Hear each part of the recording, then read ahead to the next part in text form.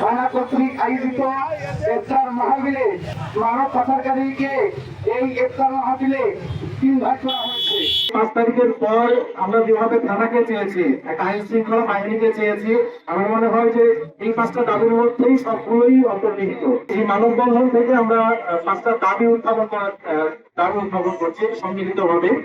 এই দাবিগুলো হচ্ছে, 1 নম্বরে থানাকে দালাল মুক্ত করতে হবে এবং এই দালাল মুক্ত করবো এই সিদ্ধান্ত শুধুমাত্র মুখের মঞ্জুরি না, বাস্তবে পরিণত করতে হবে।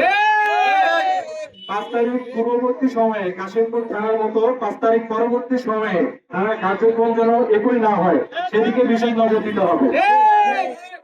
যে কোনো এজাহার তদন্ত সাপেক্ষে মামলার দিকে নিয়ে যেতে হবে। 4 নম্বর, তিনটা থানার সার্বিক পরিস্থিতি নিয়ন্ত্রণে বর্তমান অফিসার ইনচার্জ এর অদূরদর্শী ও অপরিপক্ক সিদ্ধান্তের জন্য বদলি এবং স্বপদমর্যাদায় বহাল রাখা যাবে না।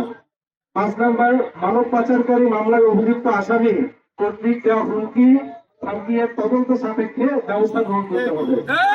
আমরা এই 5টা দাবি জানাচ্ছি। এই 5টা দাবি আমার মনে হয় যে যুক্তিসঙ্গত এবং এই 5 তারিখের পর আমরা যেভাবে থানাকে চেয়েছি, একটা আইন শৃঙ্খলা বাহিনীকে চেয়েছি, আমার মনে হয় যে এই 5টা দাবির মধ্যেই সবগুলোই অন্তর্নিহিত।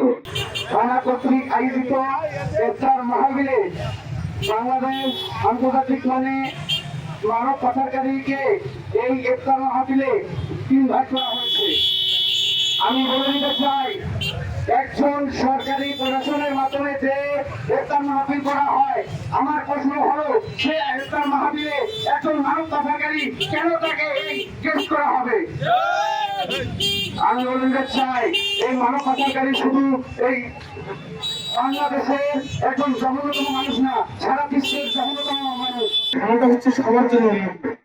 আপনি জানেন, যে কোনো ব্যক্তি চাইলে তার অভিযোগ যে কোনো আইন শৃঙ্খলা সংক্রান্ত যে কোনো পরামর্শ কিংবা অন্য যে কোনো প্রয়োজনে আপনি ঘরে যেতে পারেন। পাশাপাশি ওখানে একটা মসজিদ আছে, কেউ চাইলে নামাজও পড়তে পারে, এটা ওপেন মুক্ত। এখন আমাদের যখন আমরা সিনিয়র অফিসারদের এবং আমাদের পুলিশ সদস্য একটু ব্যস্ত ছিলাম, এই ব্যস্ততার ভাগে হয়তো কোনো একজন এখানে এসছেন, আমাদের অবসরে ওখানে বসছেন, হয়তো এর মধ্যে থাকে এখানে কিন্তু আপনাদেরকে নিয়ে এই দিনবাসীকে নিয়ে আমাদের কাজ, আমরা জানি ক্ষেত্রে তার পরিচিত। যখন পরিচয় পাইনি আমরা, হয়তো এরকম আমার অবসরে কিন্তু আমাদের যারা কাজ করতেছি তার অবসরে ওখানে বসে উনি আমাদের চিন্তা করছেন, কিন্তু এটা আমার জানা নেই। একটু আমরা চিনিও না, তাকে ইনভাইটেশন করা হয়নি। যদি এরকম ইনভাইটেশনের ব্যবস্থা থাকতো, ক্রিমিনাল উপজেলায় কি তার চেয়ে আরো যোগ্য লোক ছিলেন না, আমরা তাকে ইনভাইট করতে পারতাম না?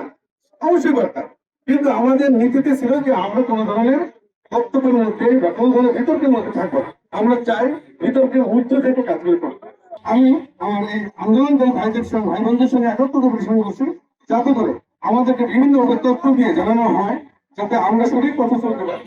আমরা মনে করি যে তাদের এই উদ্যোগ সমাজে একটা সচেতনতা তৈরি করবে এবং আমাদেরকে আরো সমৃদ্ধ করবে।